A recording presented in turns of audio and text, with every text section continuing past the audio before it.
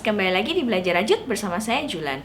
Oke, di video kali ini saya akan membagikan 3 tips small business ala Autumn Flower.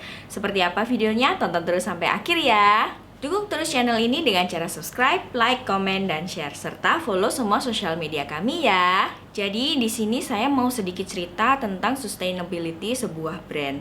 Nah, sustain di sini itu bukan melulu tentang finansial ya teman-teman, karena setiap brand itu mempunyai financial plan yang berbeda-beda.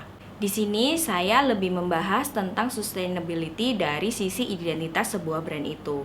Kira-kira mau pengen dikenal seperti apa sih brand kita itu? Saya akan berbagi tips bagaimana caranya brand kita itu supaya lebih dikenal dan semakin kuat. Seperti apa? Yuk kita simak. Yang pertama adalah multitasking. Jadi pasti banyak ya teman-teman itu yang awalnya memulai small business itu dari asas coba-coba. Jadi ketika kita masih menjadi karyawan, kemudian kita mempunyai bisnis sampingan, atau ketika menjadi ibu rumah tangga gitu ya. Nah itu juga yang terjadi pada saya. Awalnya saya dulu memulai bisnis rajutan saya itu ketika masih menjadi karyawan. Jadi di situ multitasking itu sangat diperlukan. Jadi ketika kita selesai dari kantor nih, pulang kerja, kita masih harus mengurusi small business kita. Disitulah pentingnya manajemen waktu dan itu merupakan hal yang sangat krusial. Nah, itu tadi yang tentang multitasking. Sekarang kita masuk yang kedua adalah tentang positioning.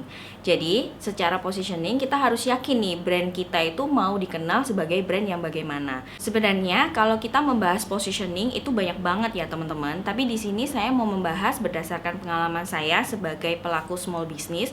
Ketika produk kita itu mulai bertahap dikenal, itu yang penting adalah kualitasnya. Jadi konsistensi kualitasnya. Ya memang terdengar klise ya teman-teman, tapi nyatanya seperti itu.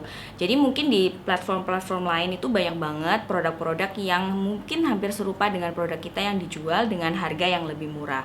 Di sini kita harus jelas nih tahu keunggulan produk-produk kita dan tahu bedanya dengan produk serupa yang harganya lebih murah. Nah, ini menjadi PR besar kita ya teman-teman sebagai pelaku small business. Ini yang sangat penting ya teman-teman, jangan sampai kita terjebak dalam price war. Hati-hati dengan yang namanya promo diskon. Terkadang diskon itu memang diperlukan, tetapi hati-hati jika kita terlalu sering mengaplikasikan program diskon, maka customer itu kadang mengenal produk kita itu hanya sebagai produk diskonan. Dan para customer akan membeli produk kita hanya untuk mencari harga yang termurah. Pastinya kita tidak mau terjebak dalam situasi seperti ini kan? Oleh karena itu yang terpenting adalah menjaga konsistensi kualitas produk kita. Yang ketiga adalah stay true. Jadi jangan takut untuk menunjukkan skala kita yang sesungguhnya. Kita bisa kok menunjukkan sisi hal yang imperfect dari brand kita. Jadi tidak harus selalu perfect seperti itu. Seperti berantakannya alat-alat kita, kemudian bagaimana ricuhnya kita berproses mengerjakan sebuah produk itu semua oke kok teman-teman. Jadi imperfect itu oke. Tetapi yang perlu digarisbawahi, apa adanya bukan berarti ala kadarnya. Jadi semua hal itu bisa dijadikan konten teman-teman. Dan kita bisa dengan estetik gitu menyampaikan konten-konten yang imperfect itu tadi menjadi sebuah konten yang menarik. Menurut pengalaman saya, membuat konten yang jujur itu bisa mendapatkan engagement yang bagus.